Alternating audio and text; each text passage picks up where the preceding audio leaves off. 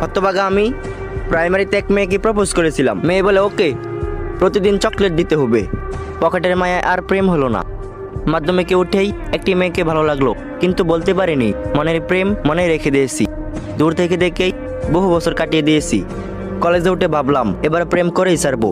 অনেক খোঁজার পর মনের মতো একজন পেলাম। লুকিয়ে লুকিয়ে তাকে অনেক দেখতাম, আর রাতে তাকে নিয়ে রঙিন স্বপ্নে বিভোর ছিলাম। অনেক কষ্টে ভয়ভীত এড়িয়ে তার সামনে গিয়ে দাঁড়ালাম। হাঁটু গেড়ে পিল্লি কায়দায় প্রপোজ করলাম। সব শুনে মায়া বলল 2 দিন হলো সে রিলেশনে গেছে, প্রেম আর হলো না। বাস্তবে প্রেম না পেয়ে ভার্চুয়াল লাইফ ফেসবুকে প্রেম খোঁজা শুরু করলাম। খুঁজে খুঁজে সুন্দরী মেয়েদের রিকোয়েস্ট দিতে থাকলাম। কেউ অ্যাকসেপ্ট করলো না, ফলোয়ার হয়েই রইলাম। রাগে দুঃখে ফেসবুক বিদায় জানাতে চাইলাম। অ্যাক্টিভ বাটনে চাপ দেওয়ার মুহূর্তেই অ্যাঞ্জেল ফাইমা রিকোয়েস্ট পাঠালো। খুশিতে মনটা বাক্কুম বাক্কুম করে উঠলো, কিন্তু অবাকার কপালে সুখ হয় না। অতি উল্লাসে অ্যাকসেপ্ট করতে গিয়ে ডিলিট বাটনে চাপ লেগে গেল। প্রেম আর হলো না। সব আশা ছেড়ে দিয়ে বাড়িতে গিয়ে বসে রইলাম। ঠিক তখনই খেয়াল হলো পাশের বাড়ির নীলা প্রতিদিন মেহেন্দি তুলতে আমাদের বাড়িতে আসে। মনে সন্দেহ হইল, প্রতিদিন মেয়েটা এত মেহেন্দি দেওয়া করেটা কি?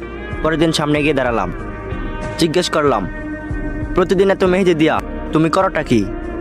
মেয়েটি বলল, মেহেন্দি নেওয়ার ছলে কাউকে যে দেখতে আসি সেটা তো সে বুঝে না।